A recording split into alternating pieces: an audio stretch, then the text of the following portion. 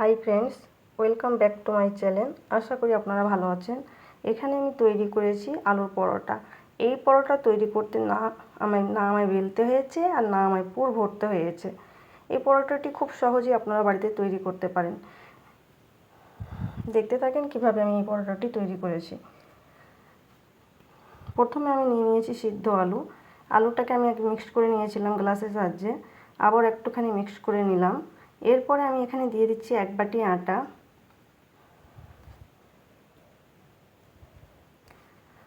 1 চা চামচ চিনি, স্বাদ অনুযায়ী দিয়ে দেব এবার লবণ,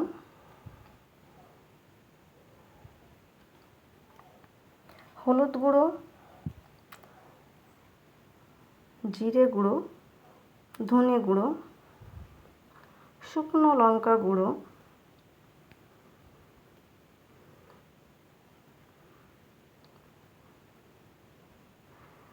কুচানো পেঁয়াজ, কারি পাতা দিয়ে একটুখানি মিক্স করে নেব।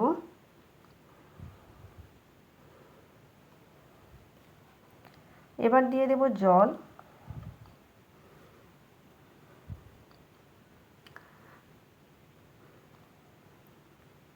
এইভাবে আমি হালকা করে মিক্স করে নেব। একটুখানি মিক্স হয়ে গেলে এবার আমি সাদা তেল দিয়ে দেব এর মধ্যে 1 চা চামচের মতো। এবার আমি এই মিশ্রণটিকে হ্যান্ড বিটারের সাহায্যে ভালো করে মিক্স করে নেব। আমার মিক্স হয়ে গেছে। একটা তাওয়ায় আমি তেল গরম করে নেব 1 চা চামচের মতো।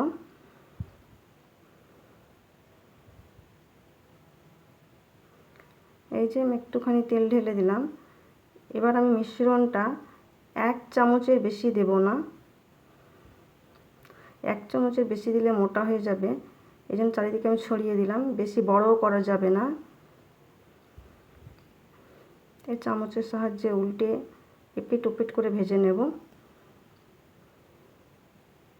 3 থেকে 4 বার এটা ভাজতে হবে এপিট ওপিট করে।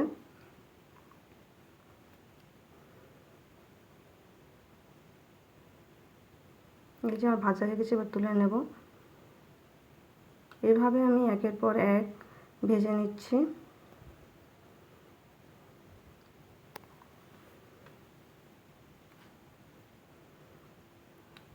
এটা বাচ্চাদের টিফিনে অথবা সকালে নাস্তায় আপনারা খুব সহজেই বাড়িতে তৈরি করতে পারেন।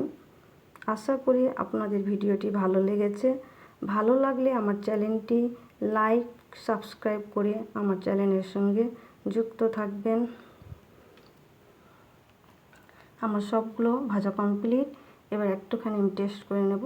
একটা প্রথমে আমি ভেঙে রেখেছিলাম, একটুখানি খেয়ে নেব। এতক্ষণ আমার সঙ্গে থাকার জন্য ধন্যবাদ।